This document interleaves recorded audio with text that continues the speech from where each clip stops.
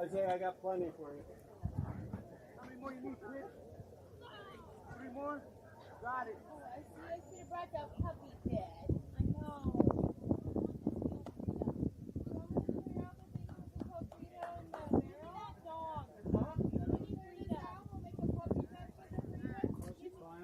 Sit still. Is that your dog? Yeah. Oh my god, that's the kind of dog that I wanted. And Paul's like, no, they're too expensive. We can't get one. Yeah, they're pretty expensive. So I got a mastiff instead. Yeah, that's a good one. I mean, Those are 2 big ones.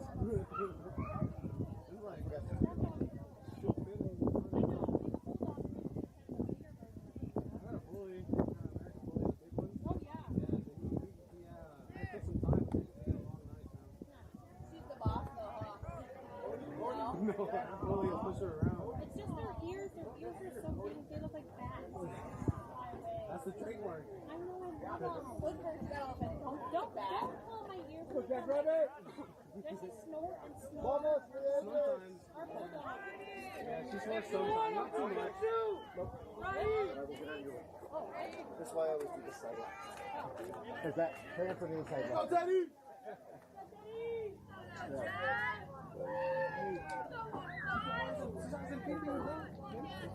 Ready, picture? Ready? Play ball! Calls play ball. Teddy with the first pitch. 62, low and away.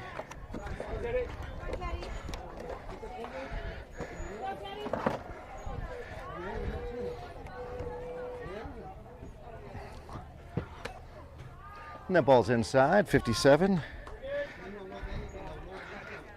2 balls, 0 strike!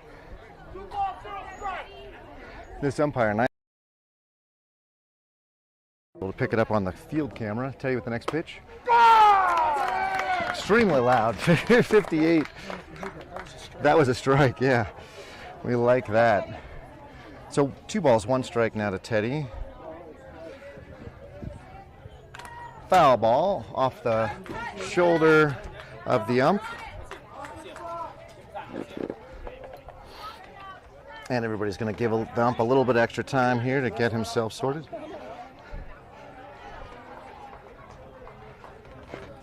Good to go. We got 2-2. 2 balls, 2 strikes.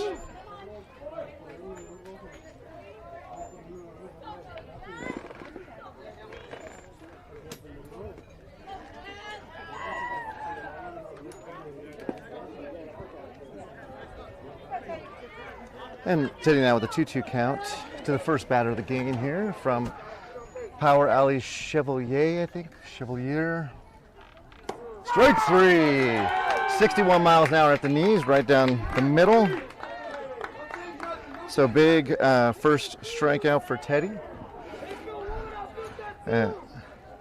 Umpire here clearly has a understanding of how he wants to call the game, so that'll be exciting.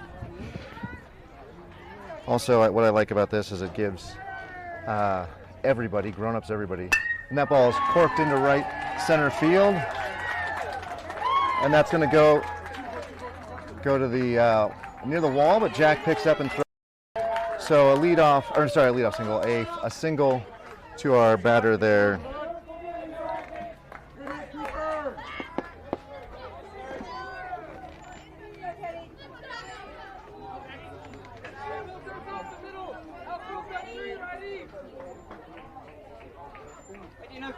So Teddy now will come to stretch, and the throw, the runner doesn't go, swing and a miss. So with an ump that's this loud and is obviously in control of the game, it means that all of us parents just need to sit down and chill out and let the boys play, which I like. We don't have the game about us, but instead about them and their work and effort. Ball's inside. I got 1-1.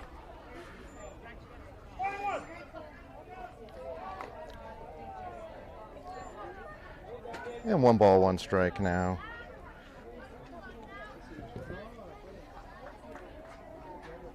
That ball is fouled off to the right side, off the hands, number 44 for Power Alley.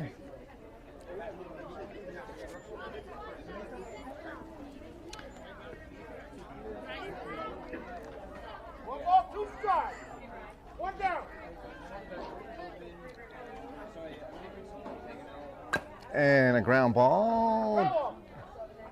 And foul ball down the right side.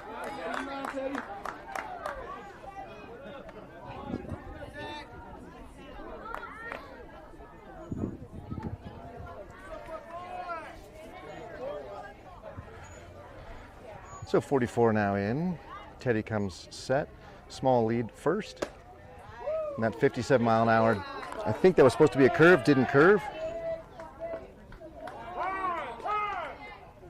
Ball on the field from the other game, so I'm calling timeout. It's a dead ball at that point. No ball was in play, so it doesn't really matter.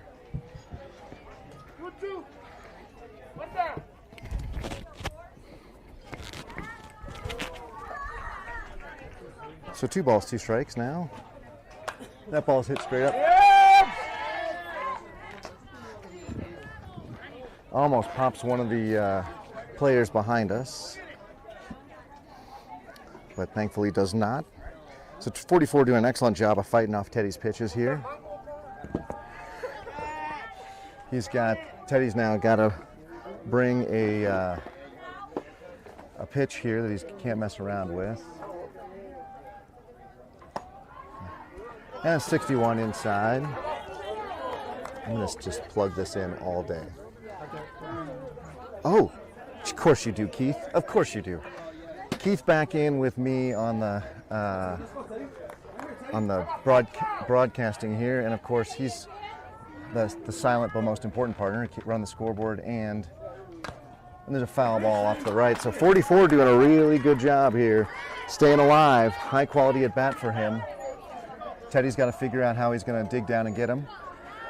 So Keith, of course, keeping the scoreboard going and all the hardware going. Got us all charged. We're ready to go for 3 games today, if that's necessary. And we'll talk about the lineup for today. And that ball's popped straight up. So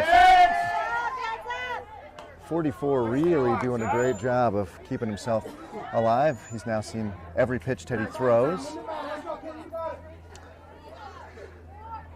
Teddy being my son means that I will call the game, but also have butterflies all over the place.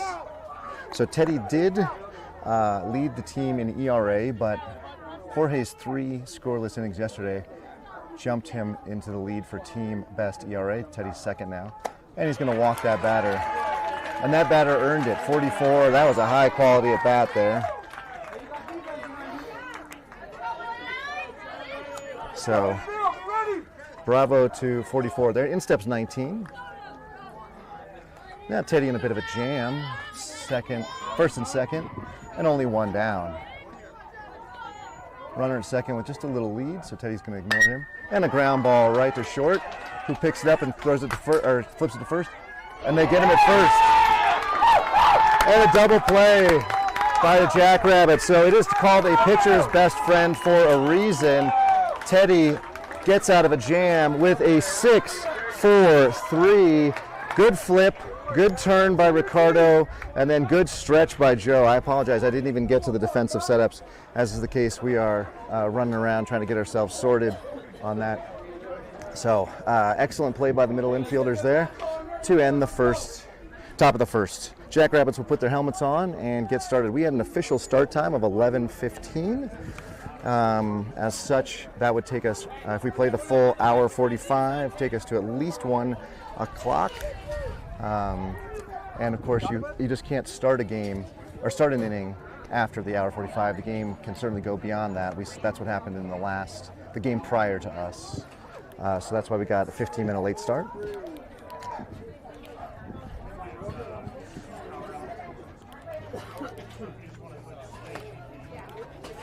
So this is beautiful. I'm getting the tent, pop-up tent set up right over the top of the press box here by Uncle Mike. And we're going one more, guys. And Keith, of course, headlining that because he takes care of all the hardware and making sure we are up and running with a good scoreboard. So that's the broadcasting team, Keith, and myself today. Keith, proud parent of Kieran, and I'm the proud dad of a proud parent of Teddy, as we've seen him there go. We got a ball on the field. That's what kind of interrupted my speaking there. Something that professional announcers don't have to deal with. Random calls of heads. Trying to locate a fastball, or locate a foul ball, excuse me. So we'll have, I think, bat 10 on Sunday. So just a reminder, on Saturday we bat everybody. Yesterday that was 12. Today we'll bat 10, even though we have a roster of 13. So we'll see some defensive changes and even probably some offensive changes. We'll have Joe and then Jorge. My guess is Gianni. Yep, and then Teddy, Aaron, and Chris when those guys get on. And the ball's down and skips away from everybody. Center fielder scoops it up. He's going to get that ball back in. Joe will be leading off. And yesterday he had a beautiful bunt. For a boy who's stuck in a little bit of a slump here, that bunt hopefully will key him up for making some good contact.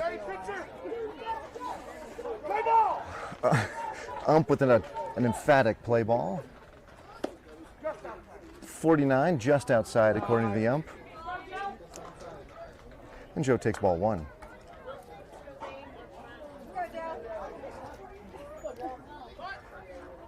And that ball bounces before the plate. Joe gets his bat back, and he'll take ball 2.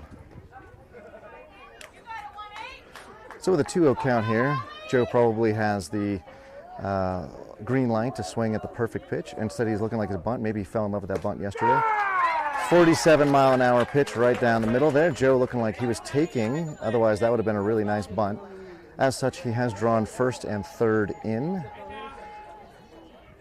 And that ball outside.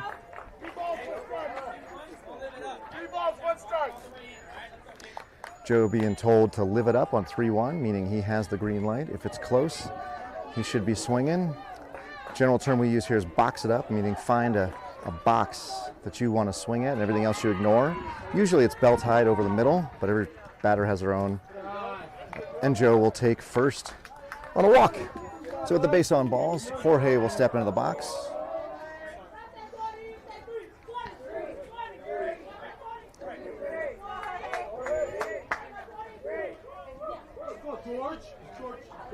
And Jorge getting a sign from Coach Hunter at third. Joe with a decent lead. Oh, pitcher steps off. He would have had Joe by a mile if he'd thrown over, but he did not. So I think we all know what Joe's going to do on this first pitch. And the ball is over, but not in time on the next throw over. And we'll see how many throwovers Joe draws. Traditionally, you get 2, and that ball's in the dirt. And a great stop by the catcher to keep it in front of him. But Joe will easily scamper into second.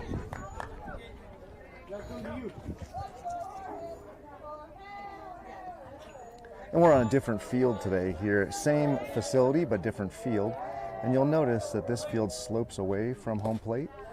So the pitcher's pitching uphill a little bit, but significantly, if I can show you a shot maybe of right field, it's hard to say, but the outfield fence is probably a good 4 to 5 vertical feet below home plate. So any ball that gets in the outfield is going to keep rolling with the help of gravity. Jorge takes that pitch behind him. He has the armor on his left shin. He doesn't have it on the back shin, so moved out of the way. Joe trying to draw a throw back there with a little bit of dancing, but the pitcher's too smart to fall for that. And that ball gets away, and we're going to have a play at third. Joe in with a nice slide, and Jorge is going to take a walk down to first.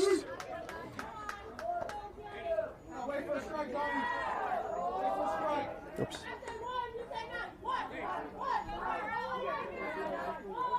If I don't have that picture in a picture, can you see him? I think you can sort of see the first base there, so I'm not going to do the picture in a picture because you can see if he's going. And Gianni takes strike, and Jorge runs over to second on the pitch anyway. So Gianni back in. Yesterday he had some back spasms that kept him out of the game, but a bath of Epsom salts, and the ball gets away from the third baseman, and Joe is going to score, and Jorge will jump into third.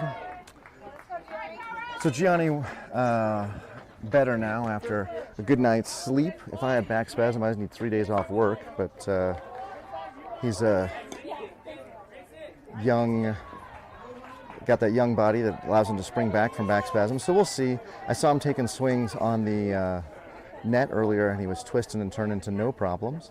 So let's see if that happens here.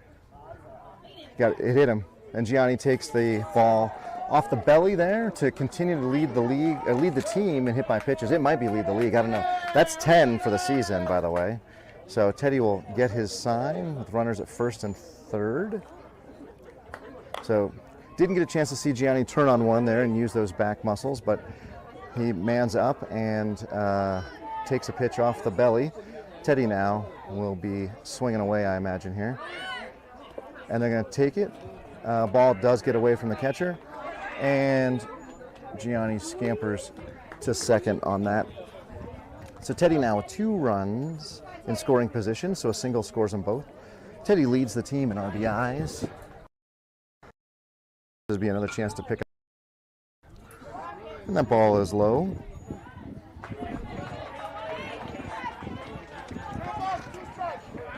Teddy has a tendency to get antsy here, and 2 balls and 2 strikes, so coach reminding him to be picky and not to swing at bad pitches. And he hits that ball in between center, and center fielder does catch it. That's a beautiful throw. Jorge in under the tag. So Teddy with a picking up another RBI to pad his lead with 32 for the season. But Teddy is out on the sacrifice fly, and Gianni at third. Aaron stepping in now. Then we've got 1 down.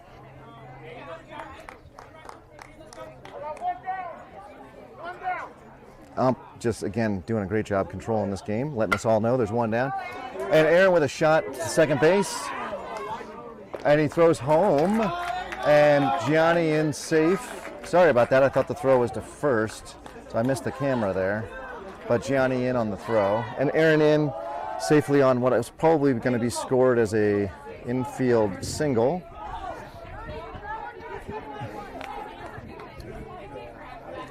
So it was a good defensive glove by the second baseman, but the throw was a little late, and Gianni was going on the stroke there, so he had a full head of steam when he came in and got in underneath the tag, or underneath the throw, really. Chris will step in now with Aaron on first. Let's see if I can, I'll just do that. No picture in a picture, you can just see Aaron. If there's a throw over, I'll make sure to move the camera. And a ground ball down to third, and throw to second. They get him at second, and they don't get him at first. And the ball gets away, but there's not enough space in the dead, or what do you call it, out of play for that to be enough to get him to second. So on the fielder's choice, we got to put out at second. Good play by the third baseman. Chris now will be at first. You can see him just at the edge of your screen, and Ricardo will step in. Ricardo, who's swinging a hot bat since his return from family vacation. Swing and a miss, and we'll have a throw down to second. Chris will get in standing up. And Ricardo loves them high pitches, and he swung at 1 there for strike 1. So 22 had a homer over the outfield fence yesterday. Same proportions here, 300 all the way around. A no throw, a step off, but no throw. In the on-deck circle, we have Isai. Second baseman definitely holding the runner on there. That ball gets in and scoots away, hits the backstop, and you'll see Chris scamper into third. So Ricardo now with a chance to pick up. And we got to tie a shoe down here at third. A 1-1 count, 2 down to Ricardo. And 3 runs across for the Jackrabbits here in the bottom of the first. A double shoe tie. Chris slid into third and both shoes came untied. I'm just impressed he can do it. I got 1 and 1. 1 and 1. 1 and 1. 2 down. Play ball. Ricardo bat off his shoulder now, ready for the next pitch. He's going to take it inside, 51. So on a 2-1 count now, Ricardo can look for the pitch that he wants to hit. Jackrabbit's wearing the black jerseys today on maybe the... Oh, he's going to take that off the shoulder. Not the at-bat that Ricardo likes to have. He likes to get his swings in, but nonetheless, he'll take first base. Then we get a time called by number 24, the catcher, to go out and talk to his pitcher and settle number 18 down.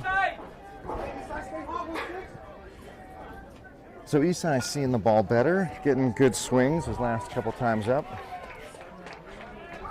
So we like to think he can do that here again.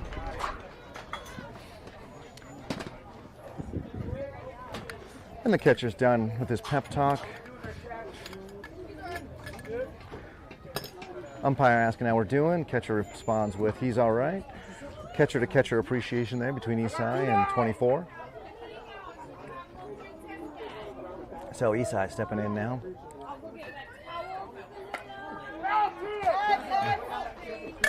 That was a 51 mile an hour pitch at the hands that Isai swung at, fouled it off. And so we did have Ricardo going, but with 2 outs, you don't worry about being doubled up on a pop fly. So let's see if Ricardo goes on the next pitch. And pitcher steps off, Ricardo dives back, but no throw.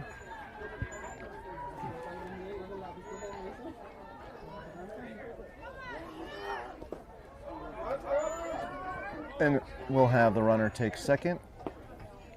So second and third now for Isai. If I remember correctly, Isai had a kind of a momentum sustaining double yesterday that brought in 2. He could do the same thing here, swinging the white Rawlings to left center. Looks pretty open to me. Let's see what he gets on this pitch. And a little low.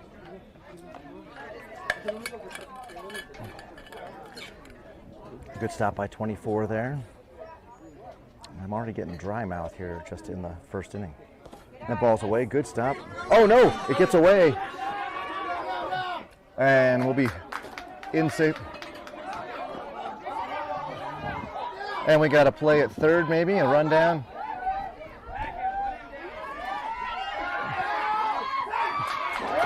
He's safe. He's safe. Sorry, I could not find a good angle on that one. So Ricardo got himself in trouble, but with a aggressive head first slide, gets himself back safely. Doesn't. Yeah, so Ricardo got himself caught in a pickle and got himself out. I'm not going to give him a lot of credit for that, but he at least didn't do any damage to his team. And at that, we also then did score our 4th run of the game. Let's figure out what the score is, or the count is here. 3-1, we believe. Yep. I got 2 outs. 2 outs. Come on, Isai, you got it. Play ball. Isai now does with 2 outs, need to get the ball out of the infield. The ball's low. Is that ball 4? That's 4. Ball 4.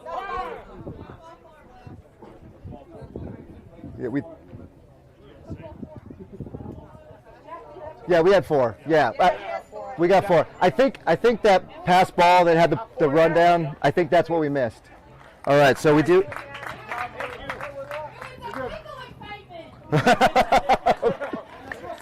So that was ball 4. Both teams had it. Both teams called it. And I think we had one of the parents say that was the pickle excitement, is why the ump didn't get a chance to move his counter over. So 2 down, 1st and 3rd. We'll see if Isai takes off here. With 4 across the plate and 2 down, I think Isai has to go. Oh! He got him on the bottom. So Ricardo broke the wrong way and he's out. So that'll end the inning. So Ricardo getting aggressive there, gets some cost out.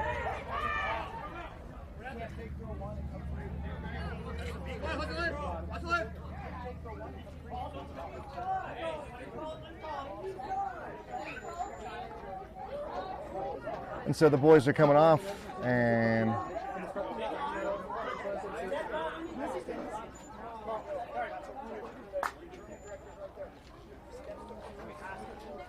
so there's some question here about whether you can step off, fake to first, and then throw to third.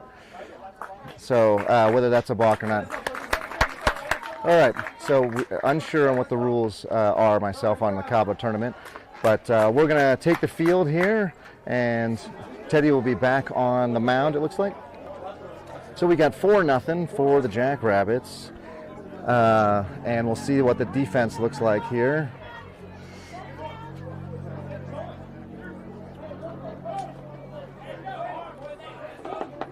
It looks like the, what? Yeah, I'm at 96. That should give us plenty. So, Jackrabbits a little discombobulated by what was going on, taking the field very slowly, as you can see. So we'll see if we got, that's going to mess us up. This team kind of weirdly unemotional. So as emotions happen, they are, they don't respond well to hype music. They don't respond well to pitchers or confrontation. So we'll see how this comes out. What we've got here is Jabril at first, and Ricardo at second, Jorge at short, and Gianni at third. In left, we've got Chris. In center, we've got Jack. And in right, we've got Isaiah. I assume Isai will be behind the plate because right now we've got a coach warming Teddy up. And so that'll be his partner to warm up with here. But Isai, who was at bat in that, or sorry, he was at first on that, is getting his gear on. Yeah, he's getting his gear on. I can see him. So we'll run out.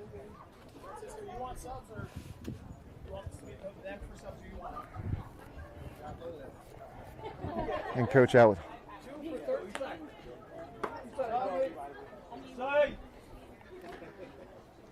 So just heads up on where we are on this. This is the 13U Silver, or so 13U AA Silver Division. For the May Madness tournament here for Cabo, and the Jackrabbits and the Power Alley here in the quarterfinals. Winner of this will play at roughly 1 p.m. local in the semifinals against the winner of the team playing at the other field behind us. So we won't know who that is more or less until the game game 2 starts. So we'll see if Teddy does a little bit better here on the second inning.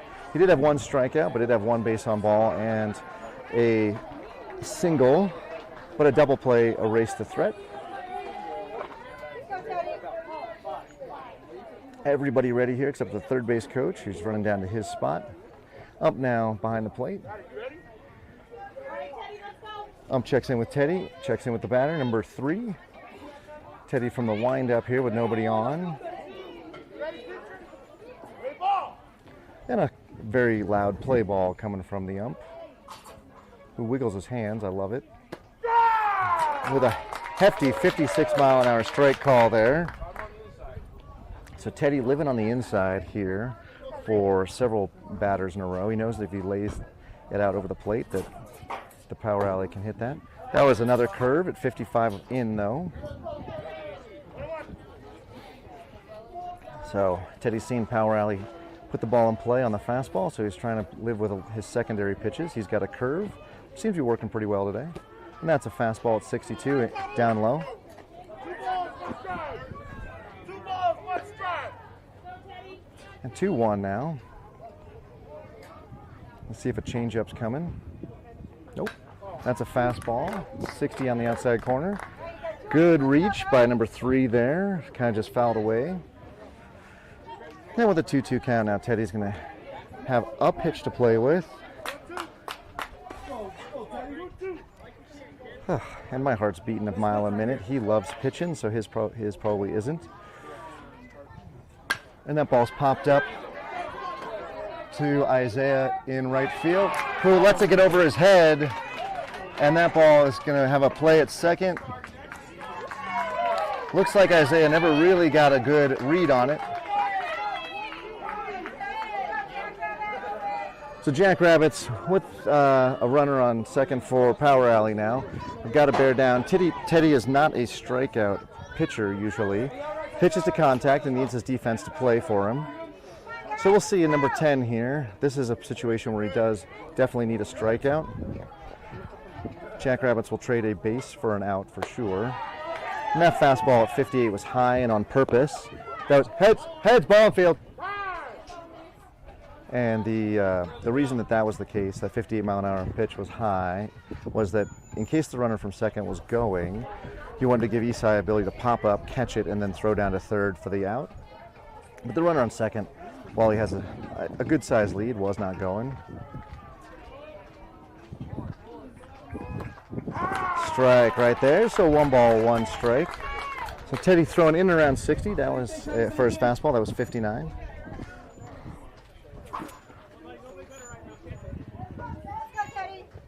We good on the structure? All right.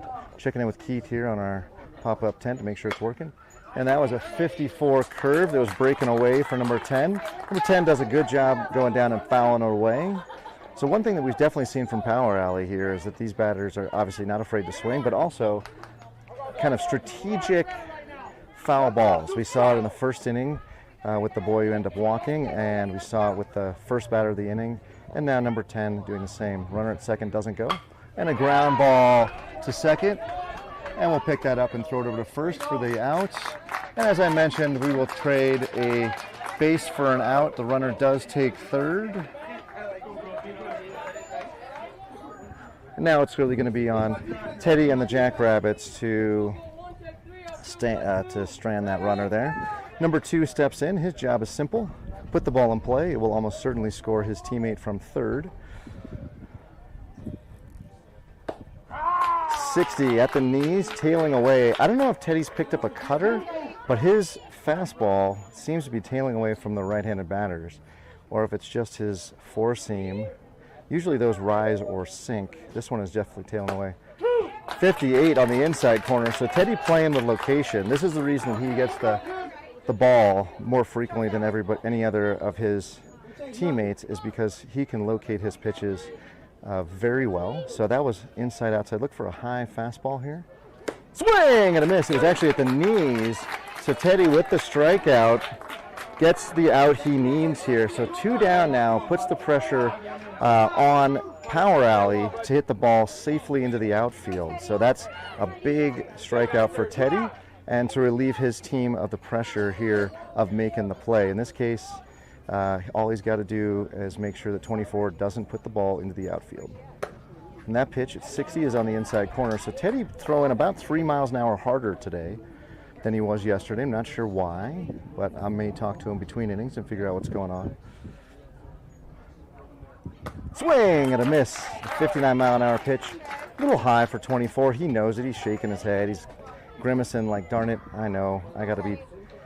But 24 wanting to be the hero here and make contact, undoubtedly. I don't blame him. I swung at plenty of high pitches in my life. Beautiful curve that registered as 107 on the gun. I promise you that was not a 107-mile-an-hour curveball. It was probably a 47-mile-an-hour curveball. Regardless, it was a ball, so it doesn't matter how hard you throw it if it's a ball. And there's a ground ball through the left side. Oh, no, I take it down. Knocked down by Jorge.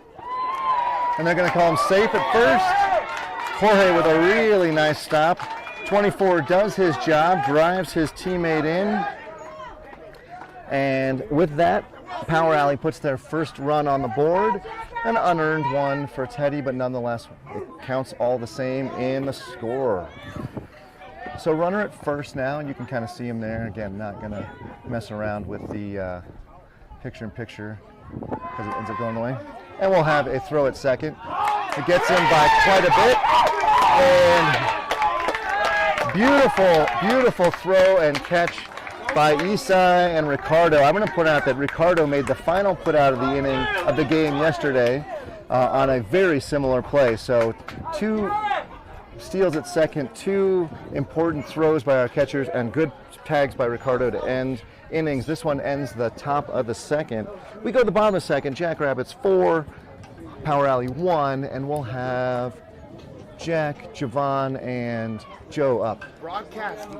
Yeah, it's my midlife crisis. I'm loving it though. Beautiful crisis. It's way cheaper than a Ferrari. So if you're interested in going back and watching it, I'm full of accolades for the way you're calling this game. So yeah. I got to see myself in action. Yeah. So Colorado Jackrabbits YouTube, you'll see us, take a look. But I seriously appreciate the way you've taken control of this game. You've calmed all the parents, all the coaches. You're in charge. It's your game, exactly. I love it.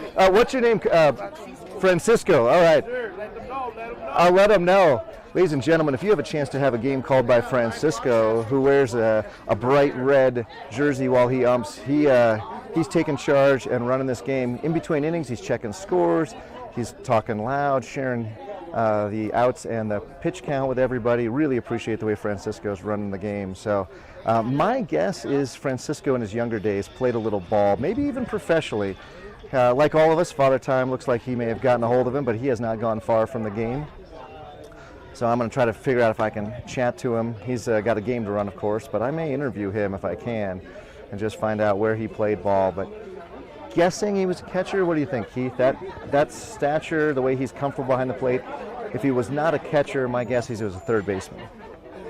So we've gone through the tournament review, but the Jackrabbits are running all 13 players today. And they'll have 10 in the lineup, and we'll have defensive substitutions as well as, I imagine, offensive substitutions.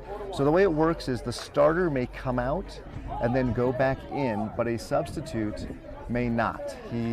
Once a substitute is in the game, once he is removed from the game, he is done for the game. So we'll see if, for example, we saw some defensive substitutions in the second, top of the second, if those players will get in the bat and then maybe be subbed out again. I'm not sure what coach is going for here. You don't want to take any game for granted, so coach is going to want to run with his best 10 batters, and because if we lose, we're done. And I packed enough to spend the whole day at the ballpark, and Keith packed enough batteries to make sure we stay powered up. We learned some lessons from the last time we played 3 on a Sunday. More battery packs. We'll be charging stuff between games.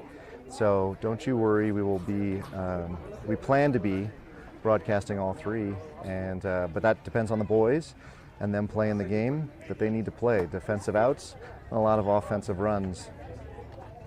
Let's see, what else do I got here? Just a heads up, we have about 2 months left of baseball. I counted up, we have 7 tournaments remaining, including this one, so maybe 6.5 tournaments remaining. That should give us enough to get another 35 to 40 homers. Teddy's already out of water, so he's not the only family member who is running a little dry mouth today. Teddy, are you buying your infield, especially your middle infielders, a round of beverages? They have bailed you out 2 innings in a row. What do you have to say about their defense? You got a double play out of them, and you got a guy thrown out at second. They're doing good. They're doing good. You heard it here first. Teddy, man of many words. Any special shout-outs to Isai, your catcher? Yeah, his pop time was great. His pop time was great. We loved it. Isai doing a great job behind the plate, catching Teddy. By the way, your I think it was a curveball that was outside, registered 107 on the gun. So that's an incorrect reading. So, but you are throwing high 60s. So whatever you're doing, not high 60s, sorry, low 60s on your fastball. Yeah, we got a slide step, huh? All right. So Jack will step in. Teddy will head back to the dugout with a full bottle of water there, Mom. Thanks so much to Teddy's mom, who does all the silent work to just hand me a bunch of stuff to put in the car. Jack's a lefty, as we all know. Anybody's turned in to the Jackrabbits before. First pitch. Oh, and we have a lefty pitcher, 55-mile-an-hour pitch from number 25. I missed the pitching change there in between innings. My bad. So 25's a lefty, and he's throwing the ball 55 miles an hour in his first pitch. Second pitch is 54 miles an hour. Jack swing and miss at both of them for no balls and 2 strikes. It looked like Jack was pulling his head on both swings. That's what I'm seeing. Anybody else seeing that? We got a lot of head nods from the parents nearby. And Next pitch. Outside.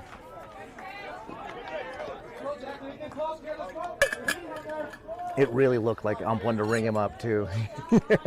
he had all the motions like he was going to ring up Jack, and that ball was a little outside. Next pitch. Swing and a miss, a 52 curveball.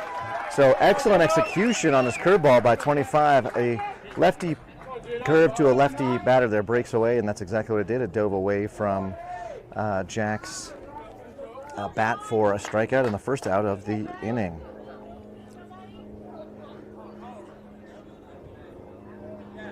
And Javon steps in, leading the team in batting average. It's .476. He has an on-base percentage of .656, 20 hits on the season, 17 singles and 3 doubles. So Javon just makes good contact and punches it through the infield. Swing and a miss at a 54 mile an hour. Even the fastball from number 25 has movement on it. So let's see what we get here on a 1-1 pitch. And that's 55, but away. Number 25 on the extreme third base side of the rubber. I don't know if that's because that's where he wants to be or because there is a giant divot right in the center of the rubber. And he can't get the pressure and push he wants off his left foot. But to the right-handed batter, it makes him look even closer. Swing and a miss, a 52 mile an hour. Either change or curve there. So Javon looking fastball, got the curve or off speed there. Excellent execution. Ooh, goes right by the brim of the hat.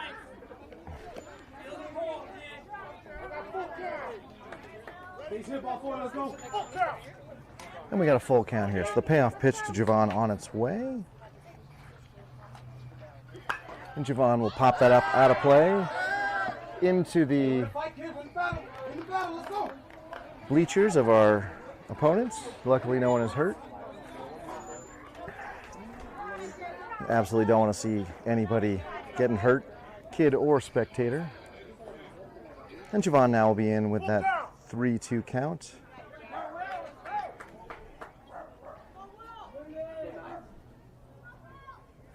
And there was a curveball that hung in the air, and Javon got just underneath it.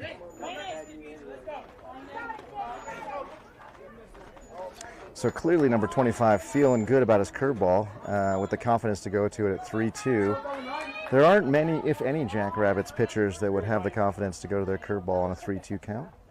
Let's see if we see it again.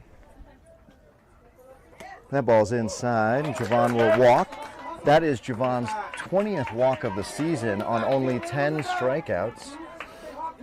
So what a great, it doesn't help his average, but it helps his on-base percentage. And what a great, and 2 for 13. 2 for 13. So we'll see Jabrell come to bat here. So that was the defensive substitution we saw in the top of the second where Joe came out and Jabrell's in. So now we're at the top of the order. Jabrell got a beautiful walk yesterday on about a dozen pitches, and then a shot, then a heck of a shot double. And there's a throw over. With a left-handed pitcher, we got to be for a left-handed pitcher. The throw over to first is very easy, and you don't want to get picked off here on a well-earned. Oh, and now we got him. And he's in there safe. So that was a good throw. I missed. Jabrell stepped right in the way, and so I couldn't see what happened. But Francisco very adamant with his safe call, and so that's the umpire. And as such, he's safe. Swing and a miss at a 57 mile an hour tailing fastball. So the 1 ball, 1 strike. But all of 25's pitches have movement on them. It's really impressive for a 12-year-old. Teddy, even being our ace, even his fastball tends to just be on a on a line drive or a straight line drive, and he's got to mix in his changeup and curveball to get there. This kid, 25, and then we have a throwback again, but Javon back. Oh, Javon there. Not sure if Javon will have the steal sign. He doesn't go anywhere. Swing and a miss with a pitch up in Jabrell's eyes. And that's the Jabrell of old who's getting excited about swinging in regards to where the pitch comes. But again, that high cheese gets us all. And that ball goes into the outfield, but the center fielder with an excellent backup, he's right there. And Javon has no choice but to stay at second.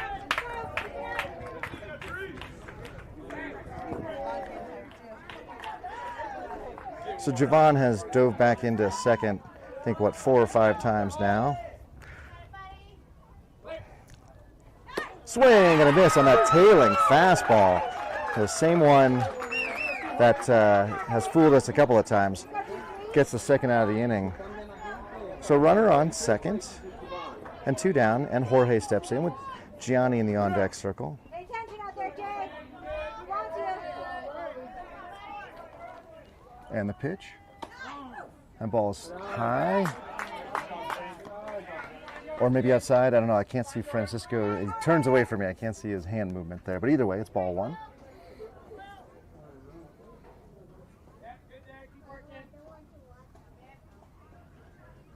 And that's a curveball that does get away for ball 2. Let's go, Jorge.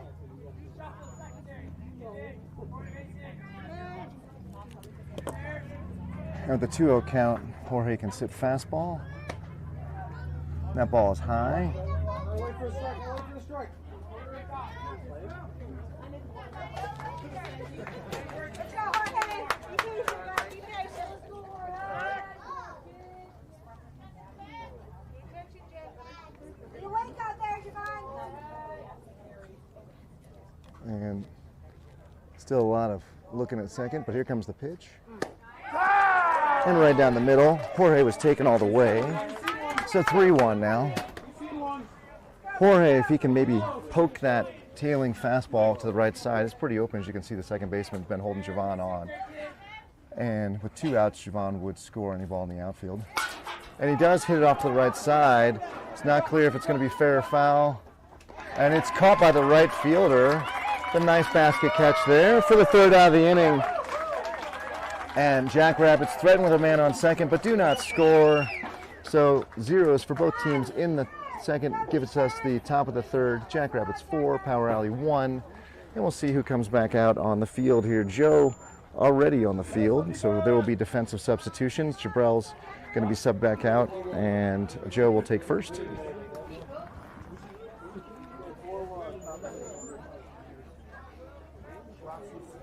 So Jackrabbits do have a little history with this team back in early April when we were honestly a different team, and they probably were as well. They're obviously a different team. We were 11-0 victors. Francisco, where'd you play ball? I went to West High School. Okay. And then from there, I started messing around with gangs. Oh. I had colleges looking at me. And then I went back into the Mexican League. Oh, you played in the Mexican League. Okay. For 5 years. For 5 years? Yeah. Pitcher, left-handed. You're a left-handed pitcher? Yep. Oh, the way you were comfortable behind the plate, I thought you were a catcher for sure. Yeah, no, I mean, I'm on the mound. Oh, okay. I had a cannon on me, you know. Yeah, well, I have no doubt. Yeah, and a bulldog attitude. I'll bet you're fierce to face. Oh man, it was beautiful times, you know. Yeah. Beautiful, and I just can't let go of the game. I cannot let go. I'm a 48-year-old man broadcasting 13U baseball. I totally get it. Yeah, you know what I mean? I mean, this is all American. I mean, this beats football. This beats. I'm with you.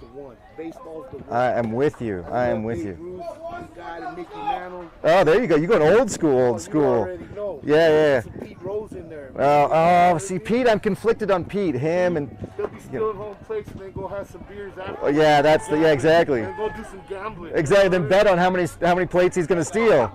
Exactly. All right. Good game, Blue. Well, you heard it here, folks. Francisco in high school made some poor choices, and as such, didn't get to play right out of high school, but then it looks like he did get a chance to live the dream, playing the Mexican League for 5 years. All right, so we have some defensive changes. First is Teddy's battery mate is now Kieran. So Kieran behind the plate, Teddy's still on the mound. Joe at first, Ricardo at second, Jorge at short, Gianni at third. In left, we have, who's staring off into the other game over there? Is that Chris? So Chris in left, I believe, Jack in center, and Isaiah and Giovanna right. And Teddy with the first pitch strike to number 25. So pitcher versus pitcher here. So the pitcher is throws left, but throws left, but bats right. And 25 swings and fouls that one straight back. He has quite the load.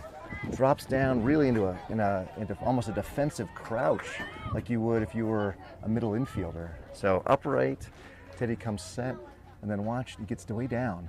Swing and a miss, a 60-mile-an-hour pitch.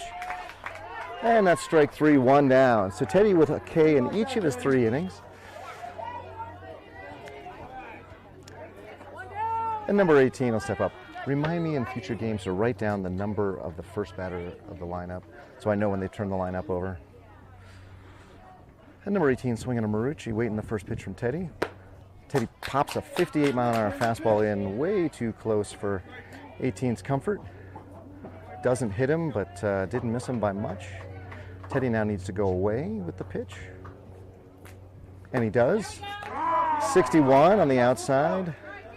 So as I mentioned, Teddy's ability to locate pitches is really what is his secret sauce, because he doesn't throw hard like Gianni. He's not a left-handed deceiver like Jack.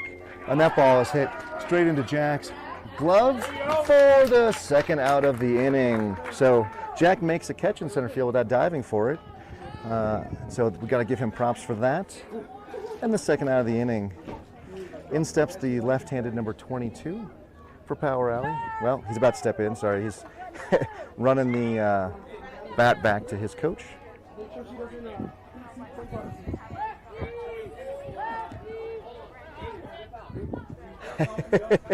We have an offensive substitution here, and so 22 for 15. We all cleared? Yes, sir. So we have 22 for 15. Again, Francisco making sure everybody's clear, waiting for a yes, sir from both scorebooks. Now we can play ball. Oh, that every game was called by Francisco. Ooh, did Teddy hit him? No.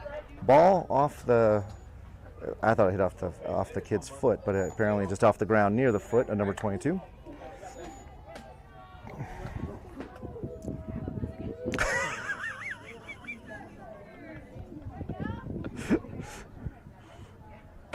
Francisco with a little Oopa Loopa dance there. I shouldn't call it that, but I have no other way to describe it. Teddy filling in that big divot there. Coming from the stretch now. I'm not sure why. Nobody's on. But whatever's comfortable for him. Teddy now 3-0. Just nowhere close on his 3 pitches. Not sure what's happening here. If he's messing around, the pitches have all been in the upper 50s. So I think those are fastballs. And just compliment how he can locate the pitch wherever he wants it. And 4 straight balls, not anywhere close to 22. So 22 in for a defensive or offensive substitution, and does exactly what he's supposed to do, which is to get on base. So 28 will step in, drawing himself his own batter's box, help himself get oriented to the plate. And we're looking for, no, he's now looking for, I'm not sure what, looked like he was looking for signs, but then didn't get any maybe. Anyway, regardless, the runner on first is not going. And Teddy with a 60-mile-an-hour pitch right down Colfax. By the way, shout out to everybody doing the Colfax Marathon today, or to anybody cheering on the Colfax Marathon runners. 26.2 miles is no small feat, so congrats to them who finished today. And the ball's there almost in time, but scoots out a little bit from Joe's glove. Teddy's throw a little bit in the dirt. Joe did a great job stopping it. We get a timeout call while the 22 gets back up, gets himself sorted.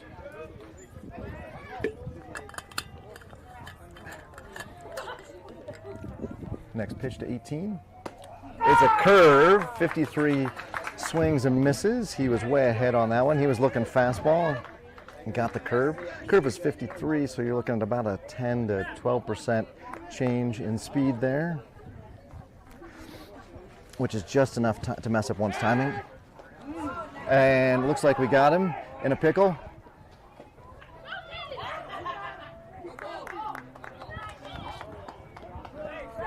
We're gonna get a call safe.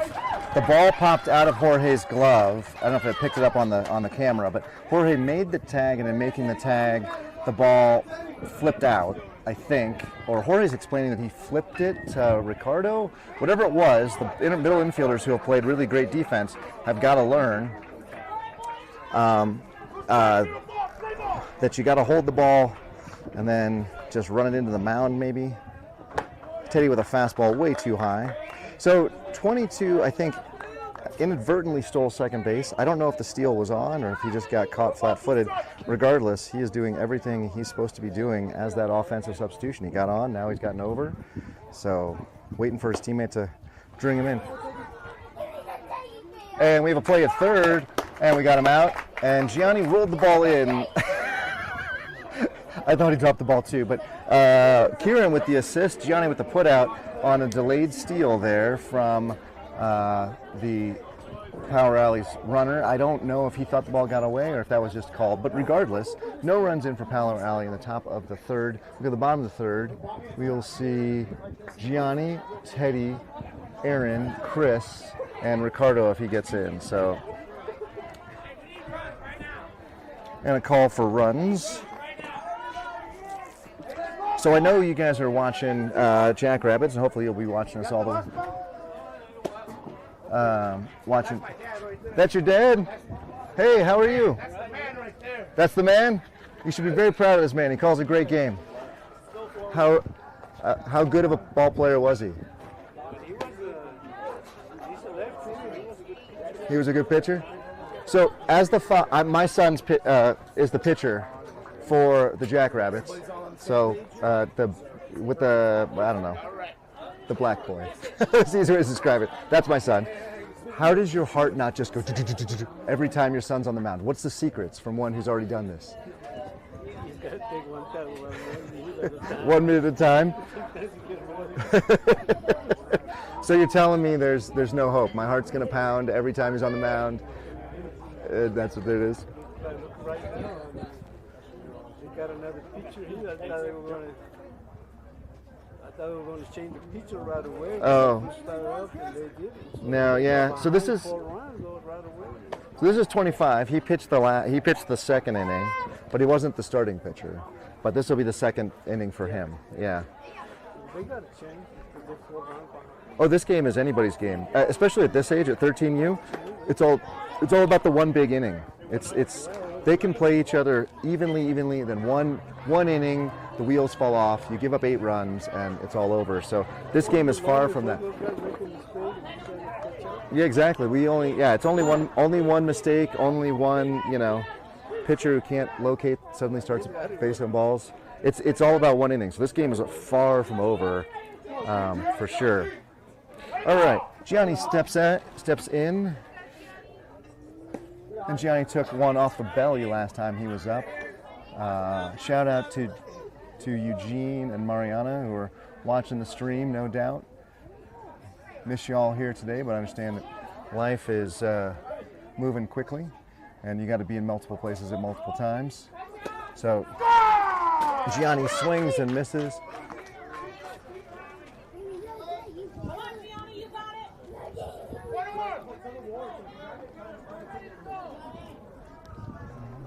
What's going on with my speed gun here? Gianni with the next pitch, and he hits that ball into right field, and the right fielder comes down with it. So a second nice play by the right fielder in as many batters. 1 up, 1 down for the Jack. As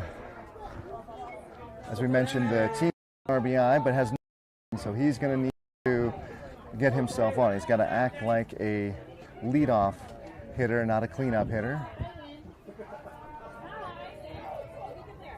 That ball is away for ball 1. Let's see if I can come up with some stats for Teddy here. Teddy is not one to walk. He has 9 strikeouts on the season and only 10 walks. So near the bottom of the team on walks. Loves to put the ball in play. Next pitch is high and away.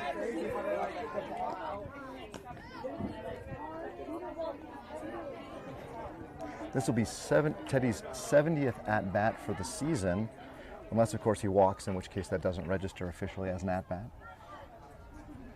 Next pitch. That's a really nice curve, 52 right over the plate.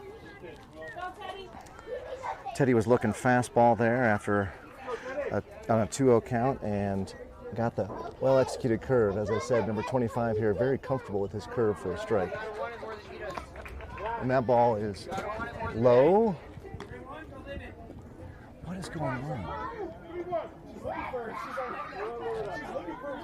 3 ball, 1 strike. Now Teddy will be swinging if it's close. Hopefully he drives this thing. And it's away. Teddy will take a ball 4. So all of us holding our breath on that curveball, the 53-mile-an-hour curveball, but didn't quite sneak back enough to get over the plate. So Aaron in. And Teddy has got a lefty here, and we'll see he does not want to get picked off. So the throw over hits him in the bottom and scoots into the coach's box. Teddy will be back safely. When it comes to averages, Aaron has a 421 average, second best on the team. But when it comes to hits, he leads the team by far, 32 to Jorge's 27. That ball's inside, and Teddy will get into second pretty easily as the ball got away. It was way inside, and the catcher got a glove on it, but got away from him. So Teddy now safely in at second. And if Aaron can get a ball into the outfield, Teddy should score. But this pitcher does like, as we saw with Javon, he likes to throw back. And that ball gets away from the catcher. And they'd sent Teddy because the third baseman was crashing, and there was no one to cover third. So that was a really heads-up play. It doesn't ultimately matter because the ball got away. But now we've got 2 balls and no strikes. And we have a little one being chased by even littler puppy all around our broadcast booth here. And 55 if my gun is to be believed, but I do feel like that was faster than that. Oh, and the puppy just took down the little one, who now is going to cry because they got skin knees. All right, 3-0 count to Aaron, and Teddy will scamper back.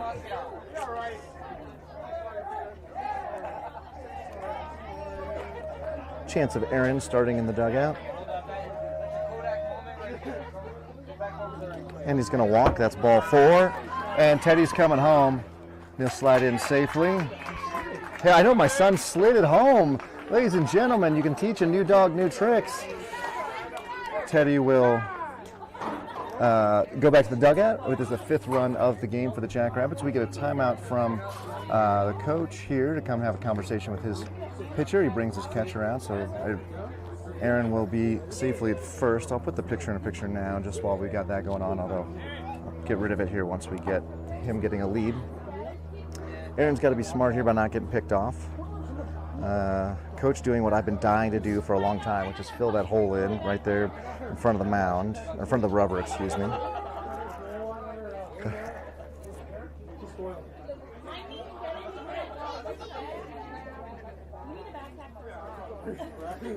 And having a continued conversation here about, I think, making sure that they're connecting on what pitch is coming, because it has looked like the catcher has been a little unsure about what to expect.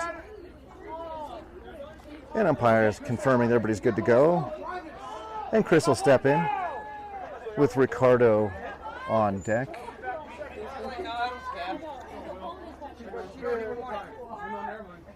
And number 9 with the bat on his shoulder. And that ball gets away. And Aaron now will slide-ish into second. We can talk about what that would. I think slide-ish is the correct way to describe that into second.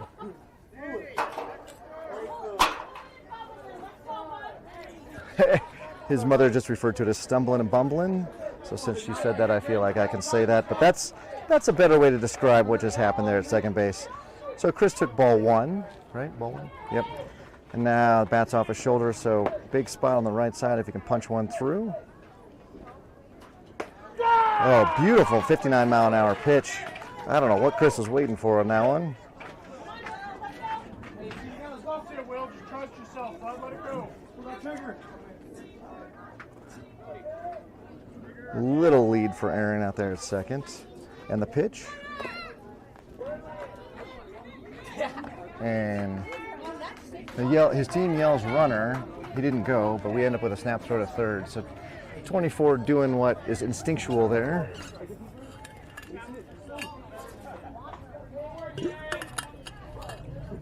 So Aaron with that stutter step did cause confusion there.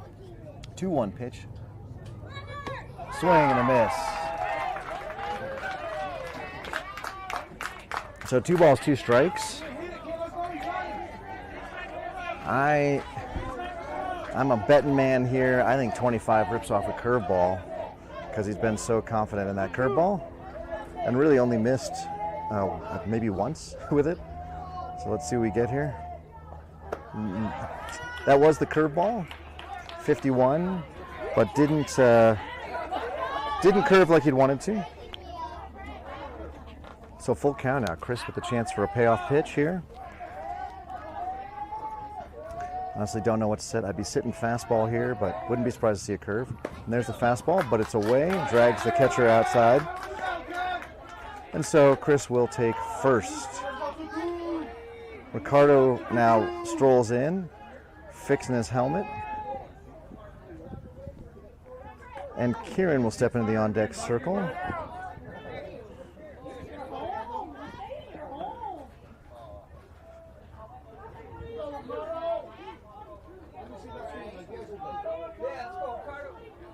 And next pitch.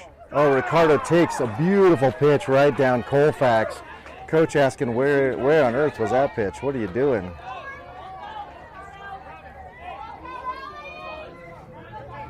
And I have to ask the same question. And there's a fastball off the, into the bleachers, but safely avoids any of the spectators. So Ricardo went quickly in a hole. Did it go up and over, right? Yeah. I don't understand the physics of how that just crawled over. No balls, 2 strikes now. Ricardo in a bit of a hole. Now he's got to sit that curveball, but know that that fastball could be coming. Here comes the pitch. And there's the curve. And beautifully executed by 25. Exactly what was called for in that spot, and struck him out. And we will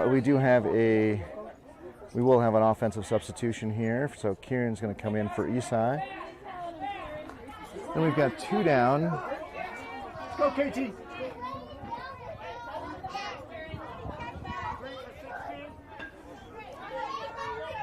So as not to be unexpected here with Kieran taking over behind the plate, he's now going to get a chance to bat. Let's see, will we get the Kieran of the last 4 or 5 games with good plate discipline and pitch selection? Or will we get... And Aaron gets back just in time. Ball, so it gets out of the second baseman's glove. So that was maybe a little bit closer than I'm ready for, but the second baseman now is going to stay closer to the bag, so Aaron won't get as big of a lead.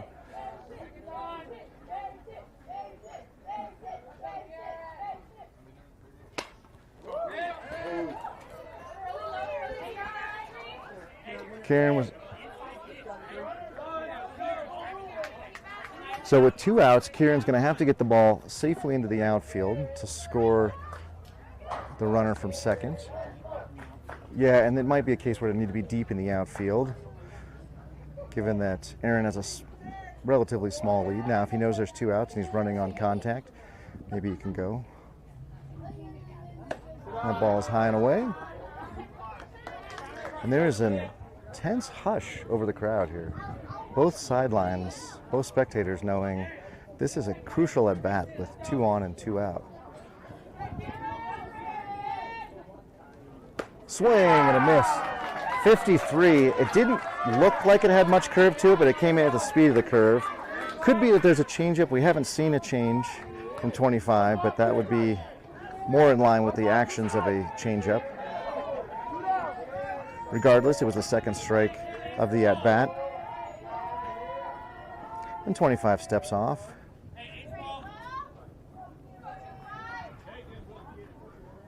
Trust yourself here, Will. Trust yourself. So he throws the curve. It will dive towards Kieran, which is to Kieran's favor. And Aaron doesn't go anywhere, so runners. Aaron doing some head shaking and hands up like he didn't see the ball get away.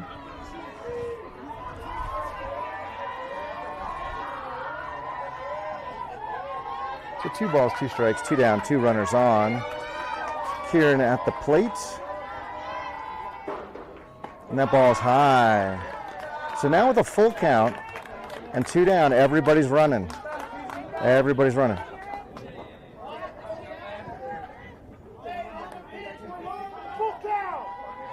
On the pitch, they're moving. Runner at first now being held on, so everybody wide. Swing and a miss. On what registered as a 64-mile-an-hour pitch, that would have been by far the fastest 25 would have pitched, but he might be very hyped as well. So with that, the Jackrabbits threaten again, but they don't score. It is a 5-1. Oh, no, we do score. Did we score that inning? Score 1 that inning. 5-1 Jackrabbits as we go to the bottom of the fourth, or sorry, top of the fourth, and we'll see if we get a change on the mound, or if we're going to go back to Teddy. Teddy had 2 innings yesterday, and he had 3 today, so that gives him 5. Total of 7 allowed in the Cabo tournament. So Jorge grabs the ball. So Teddy's day is done, at least in this game, and Jorge will be taking the mound. Jorge had 3 innings yesterday in relief. I believe it was 1 in the first game, 2 in the first game, and 1 in the second. So Jorge has 4 innings left on his arm. And at an hour 10, we have plenty of baseball left. Why am I feeling wet?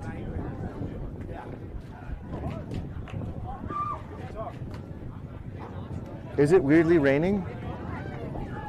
It is weirdly raining, folks.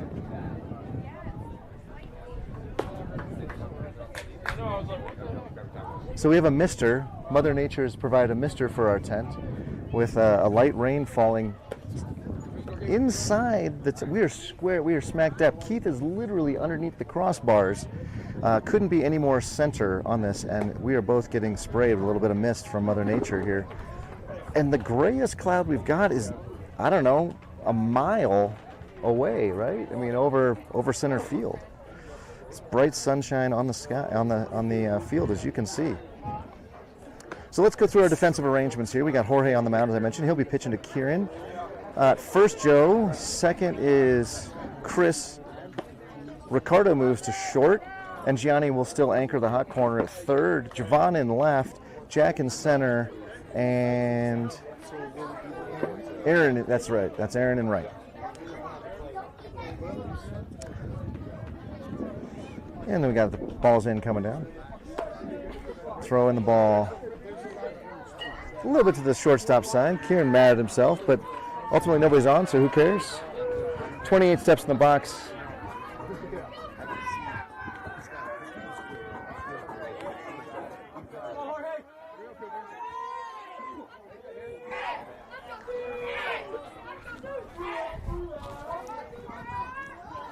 And in steps 28 for the power alley. First pitch of Jorge's is hit down the third base line. It looked like Jorge started him with either a changeup or a curve there. There was not a lot of speed on that. Jorge's fastball checks in about the same speed as Teddy's, around that upper 50s, although Teddy was throwing in the low 60s today. Let's see where Jorge's at now with a 1-strike count. Number 28.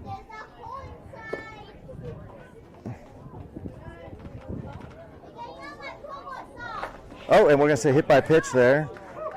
28 looked a little unsure, but with enough questions from ump, he went to first. I thought he'd hit him, just for the record. So He was generous. so the runner on first now. Number 13 in. And we got a call to play ball. Swing and a miss. 53.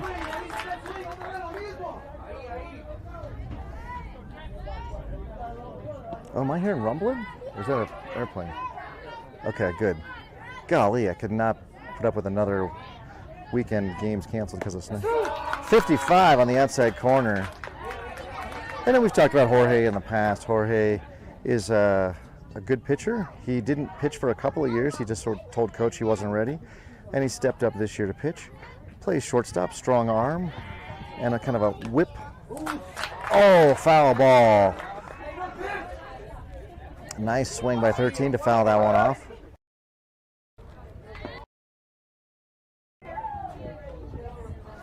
Jorge gets the pitch here, so he's a little short, compact swing and then whips the pitch over the top. That ball's fouled off again. 13, so again, just all props to Loveland for their ability to stay alive on 2 strikes. Not missing on 2 strikes, fouling them off, making the pitchers throw more pitches.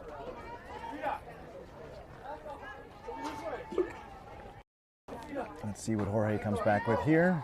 The runner first, still not going anywhere. Gets away from Kieran, and we'll have a throw to second. Oh, ump's calling him safe. It was a beautiful throw from Kieran, a slap tag from Ricardo. I couldn't see from here what that was, but good heads-up run by the runner on first to get to second. So he's converted his hit by pitch into a space at second. And 13's got 1 ball, 2 strikes. Miss swing and a miss. And we'll have to complete it first. And we complete it first. And they got him there on a beautiful 1-3. So I think 28 didn't run on the throw, and so they were able to buy a little time. So beautiful throw from Joe there. Usually Joe gets the put out, being the man at first, but he got the assist there with the put out, Gianni. So what we had there was a strikeout, confirmed with the throw to first because it was a drop third strike. And then from there you get a put out at third, a 3-5 put out for those of you scoring at home. Number 19 swings at a curveball that bounces off the plate. So Jorge's curve had too much action on it, but enough that 19 thought it was going to be a slow fastball. So the difference in the game for the Jackrabbits has been their defensive play, especially in the infield. We've got a double play. We've had several runners thrown out. Swing and a miss.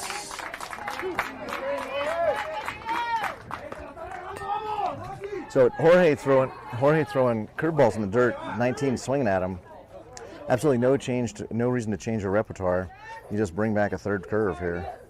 19 gets wiser to the fact that was also going to be a curve and lays it off. So mid at-bat correction for 19.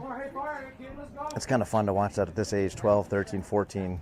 You know, the kids really starting to understand the pitch sequence, starting to understand what's coming, and make these mid at-bat corrections. So bravo to 19, who fouls off. Check it out again, folks, who fouls off a 2-strike pitch. And we're an hour 15. We're an hour 15. We started 15 minutes late, so we've got 30 minutes of baseball left. 5-1. And the next pitch. Swing and a miss. And they call strike 3. And a great squeeze by Kieran. Did not even have to prove it at first. And so 3 up, 3 down in the most kind of untraditional way possible, but we'll take it. And with that, we will put the helmets on, and we got to score some runs here, folks.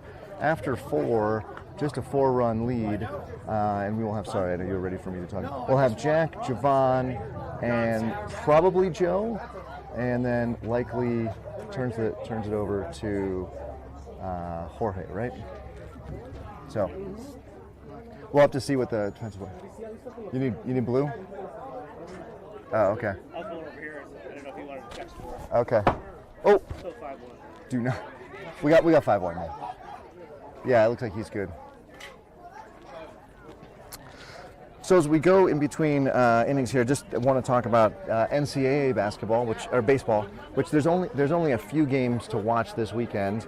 Some of the West Coast conferences have their final game of the season, but you need to make sure you get yourself some ESPN Plus or pay for the extra package, or if you just want to tune in on one division, maybe you've got we're an alma mater from the Big Ten or SEC or ACC. All their tournaments will start on Tuesday, and they will run through next Sunday, through Memorial Day weekend Sunday. So coaches are playing, or teams there are playing for their bid on the 64-team NCAA tournament, which will start the following week at regionals. Those regionals are held throughout the country, and then if you win there, you get the super regionals, and you're on your way to Omaha, which is where the World Series is held and where everybody's on their way. I think I mentioned this yesterday. My Nebraska lost on their last game of the season. They finished second in the Big Ten. They will have a number 2 seed in the Big Ten tournament, and will have their first game on, I think, Tuesday. So excited for them. Arkansas did win the SEC West. That's my team, if only because their chant or their motto is Omahogs on their way. We got about 25 more minutes, says Francisco. So the Omahogs, because they're the Razorbacks and they're going to Omaha. With 25 more minutes, what that likely means is if the Jackrabbits don't just stage a ginormous rally here, we will likely see a 5th inning. And as the home team, we would bat last. So anyway, I'm going to be tuning in to Nebraska. I'm going to be tuning into Arkansas. If you're going to be tuning into college tournament basketball, conference tournament, or tuning into the NCAA tournament, let me know in the comments. Let me know on Team Reach or shoot me a text. I'd love to chat with you and cheer some teams on. Of course, the Jackrabbits are my team to cheer on today, and we'll go here in the bottom of the 4th. Jack will step in, and 25 comes set. Remember, Jack struggled with number 25 last time up, and he struggles again. That was a 52-mile-an-hour pitch in Jack's eyes, where he was in all kinds of bad form there. Head pulled, hand came off the bat, kind of haphazardly throwing his bat at it. Infield shaded to the right, assuming Jack will. That was a nice curveball that actually came back, or fastball that actually came back over the plate there at the end. It looked like it was going away and moved back towards the Jack there. So no balls, 2 strikes now to Jack. Jack's going to be swinging virtually anything. Here comes the curveball undoubtedly. And that was, but it didn't curve. I'd throw the curveball again. 25 has struggled at times with the curveball, curving. I think he's missed 2 now in 2 successive innings, but other times that curveball is beautiful and fools everybody. And Jack hits that fastball and it's probably going to drop. It does drop in for a nice single. So Jack will be on first and does what he's supposed to do, which is get a leadoff single. Javon will step in now.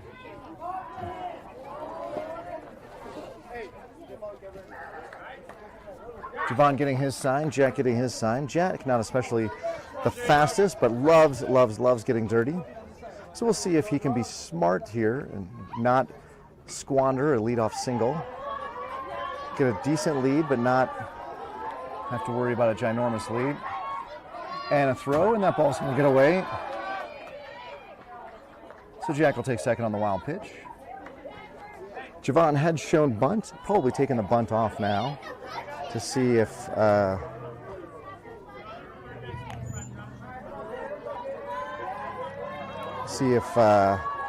you can punch a ball through the right side. Javon with the most hits with the highest batting average on the team. You don't want to take it away from him. Oh, he's going to show the bunt, and we're going to have a play at third, and the ball gets over the third baseman's head. and did the same thing there. So Javon was showing bunt to pull the third baseman in, and so that led then to the number 24 having to throw the ball to where the third baseman was, not to where he should be.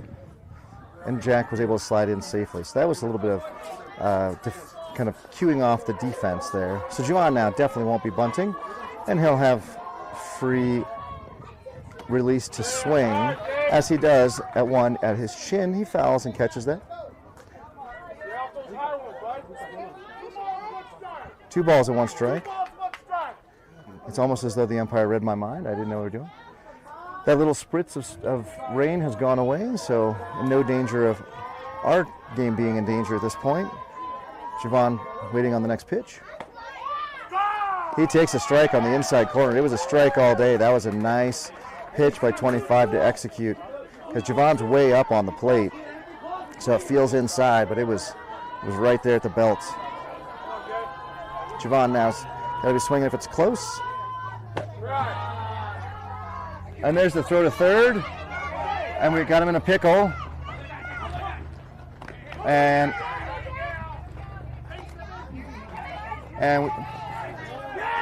we'll get in safely on both the safe, and there was a catcher's interference or defensive interference there, because in the thing.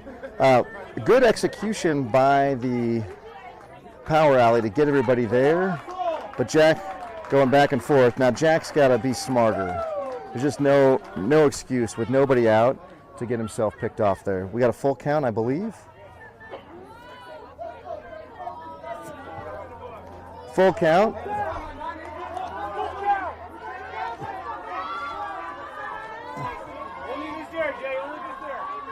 We'll see what we get here. And we get an attempt at, I think, the curve there. The 25's curve is, they're going to get him at second, but he gets in safe at home as well. So Javon had, that was a play there.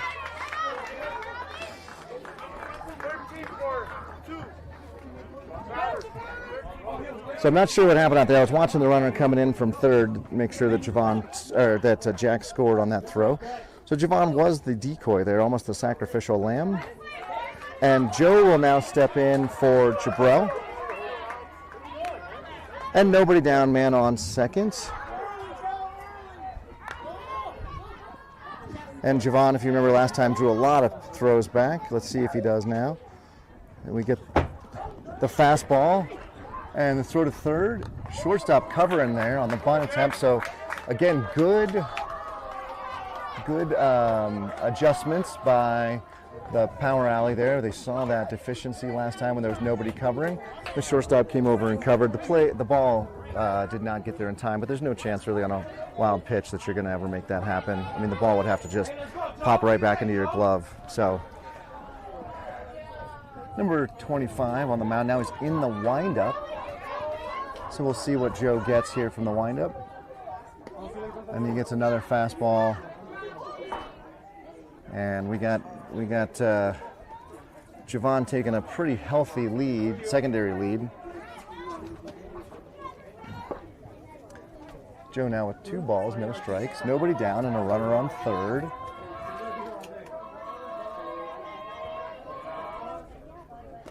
That ball's in the dirt. It comes right back to the catcher. And 25 covers anyway, so.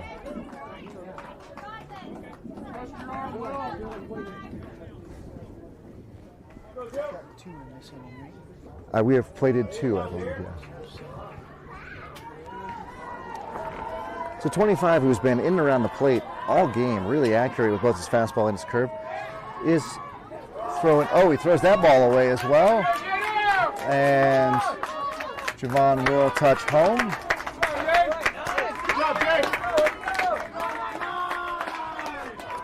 For what I count as our 3rd run of the inning and 8 total for the game.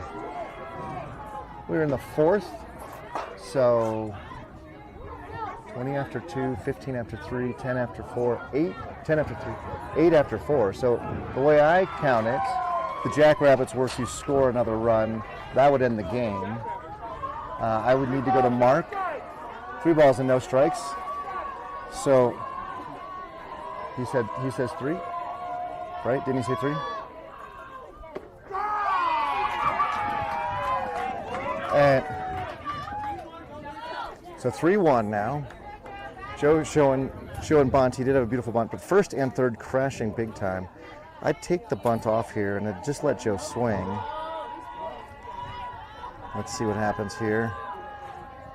And that ball is high. So Joe will take first. And as I count it, that's the winning run, but I don't have Mark around to confirm. I need to write this down. I don't know why I don't write it down every time.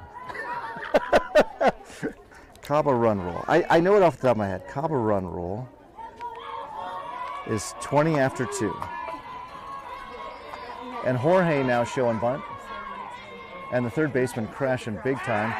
Plays it first. The ball is over there.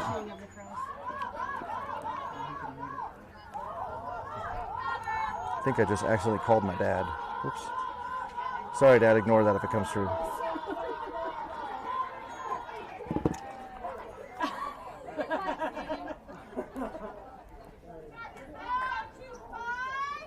Oh, that's what I'm doing wrong.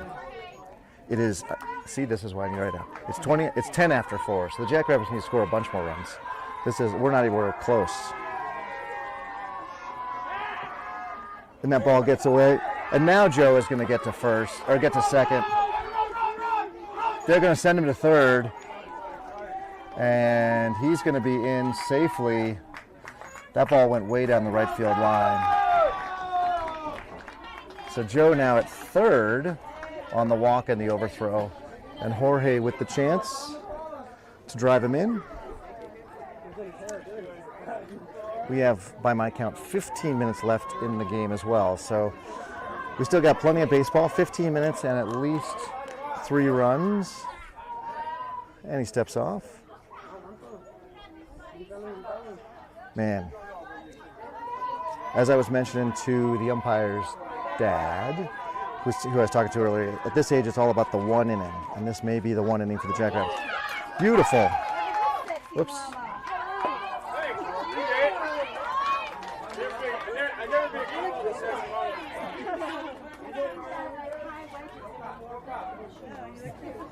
And the pitcher steps back on, so that pitch totally fooled Jorge. That's the curveball we've seen that's been working. I think that's the curveball we're seeing that isn't working.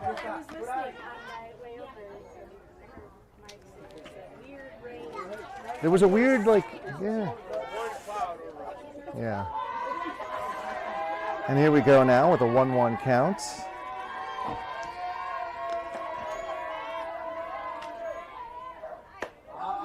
.48 outside. And this 25 is just a different pitcher than we've seen in the other innings. Don't know how many innings he has on his arm, but it does look like he's laboring a little bit more. He certainly appears as though he's not as confident with his location and pitches now.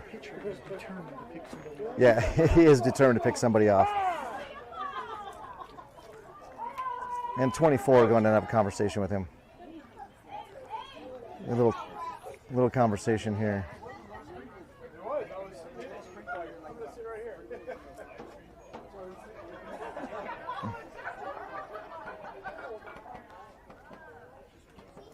And I'm not sure we're having, we're having this conversation. I can't really get it. You can see coach and umpire having a conversation.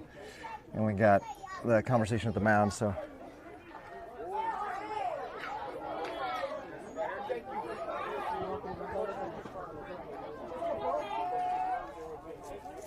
And so I'm having a conversation with the manager of Power Hourly as well. I'm not sure what he's alerting everybody to. I'm dying to know if it's something with the plays at third or if it's 2 balls and 1 strike to Jorge here.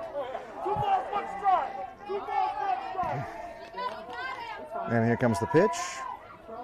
And it's high. And a fake throw to third. And Jorge bending out of the way, make sure he doesn't take a baseball to the nose. So a 3-1 count here. Jorge will be sitting a fastball. He loves to pull the ball. There's a hole between short and third if he can get it there. But he hits that ball directly to center and it drops. and it gets past the center fielder. Jorge has a chance to run to second. We will have Joe cross home. We're going to hold him at second. He wanted to go third, but he's going to stay at second. With a good golf swing there. And this is the first mound visit this inning. As such, 25, right? Have we had a mound visit this inning? We had one last inning, I think. Oh, and they're pulling him. I don't know, he deserves a round of applause. He pitched really well. Maybe ran out of gas here the last couple of batters, but my goodness, what a good pitch. Good outing for 25. He should be very proud. Looks like number 2 took the ball, and he's going to go warm up here.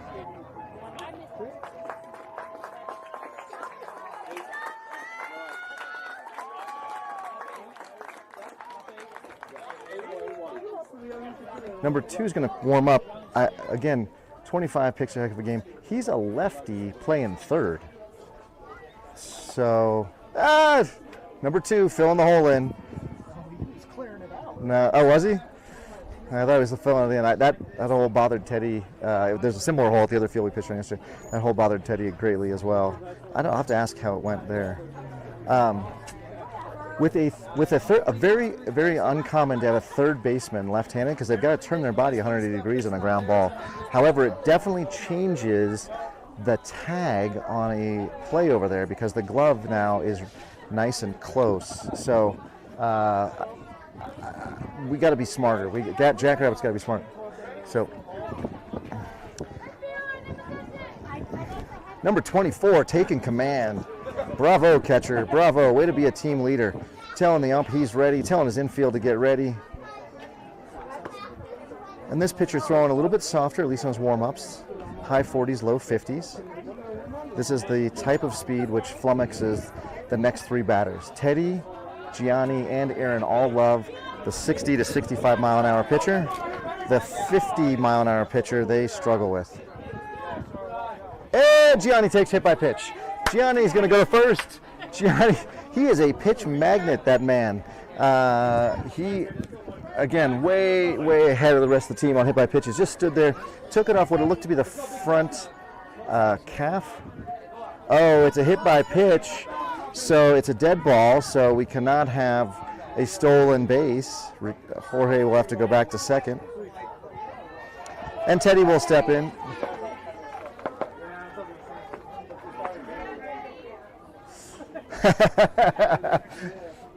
And first pitch to Teddy.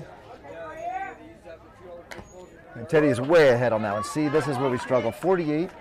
I mean, he was way ahead.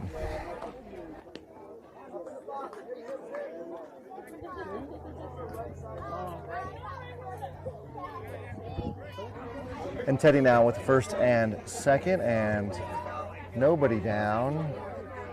He'll need to be smart about pitch selection here. Nice block by 24 is going to keep Jorge at second, who is desperate to get to third. 10 minutes remain in the game, according to the ump's count earlier. And you're going to want to like and subscribe, ring that bell, make sure you hit the notification. Teddy with a shot down the left field line. Fair ball's the call. Left fielder dives on it. He's going to be able to make that stop, and he's going to keep Gianni from scoring because of that good play. The ball does miss the middle infielder cutoff, but doesn't matter. We'd already put the brakes up. So Teddy with a double. Hey, Papa, you're going to have to pay out on the double. And 1 run in. So Teddy padding his RBI lead. Again, he only gets the RBIs because the folks in front of him get on, but clutch hits there. So 10 runs across for the Jackrabbits. And as I got it, now we should have the winning run on third.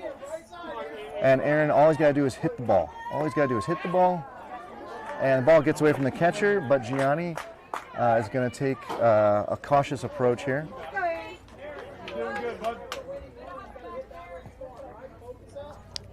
Aaron getting the instructions, got to hit the ball to the right. A ball hit to the right beyond the pitcher will score Gianni. That's what we're looking to do right here. And let's see what kind of bat control he has. And he's going to take ball 2. Ooh, that was close. It was at the knees, but maybe a little outside. So number 2 now is going to need to come to Aaron on a 2-0 count, although their base at first is empty. So he may decide that it's just going to be better to walk him and load the bases than it is going to be to give him something to hit. Now Aaron being told to defy Jackrabbit's law, like the law of gravity, we always take on 3-0. I clearly heard Coach Hunter say, if it's perfect, go hit it. So we got the green light on 3-0, maybe the first time all season for anybody. And that ball is not perfect. It's ball 4. Good stop by 24. So now Chris, all eyes are on Chris with the bases loaded and nobody out. So Chris has to hit the ball hard, and he's got to get it past the pitcher. That's the key thing here. Get the ball, even if you hit the ball to an infielder, if I'm right, and that winning run is at third, you hit it hard, and you hit it past the pitcher, you should be able to score the run. A pop-up on the infield, or a fly ball, or a thing. That ball is hit to second base. He's underneath, it drops, and we don't get an infield fly rule call. And so Aaron is safe at second. And that's... Come on, let's go. Take it back right here. Let's go.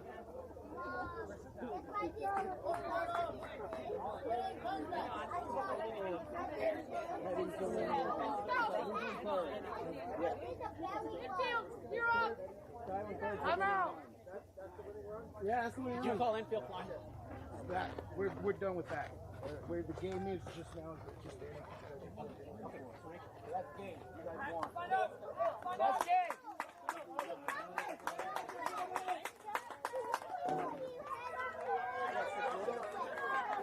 We're only up 9. I thought we had to get to 11-1, so they can't take 10. Maybe he was like, I need some more. One more run. Yeah, I need one more run. hold on. Just kidding, It's only 10-1. Come on back. Everybody go back. Good job, Blue. Good job lining out. I like it. Good practice. Fine. Good job, Brad. It's okay. It's a practice run. It's a practice run. I always feel funny. I do it all the time. Usually it's black or red. You guys just need one more, then we'll call it. No, son 9. No, yes, Just so I can take the picture. hey, let's go. Let's go, Blue 2. Show me something, kid. Yesterday what it said. I was watching it. I don't miss a game. Picture, you ready? I'm sitting with my first Got day it. of no school, so I Ready? tried to Play ball. Let's go, kid.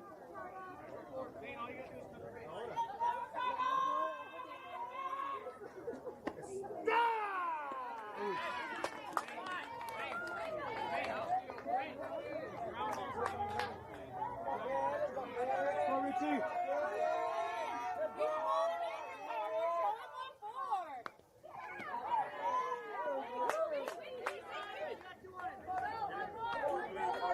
Hey, ahora saca cualquier cosa.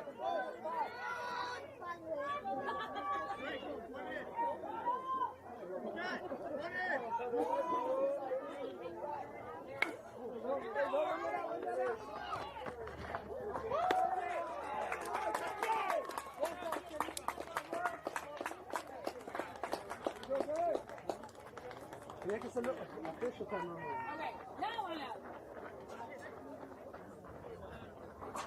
Okay, so you gonna walk now? Where you gonna go? You gotta ask your mom first. Give him a minute, Jack.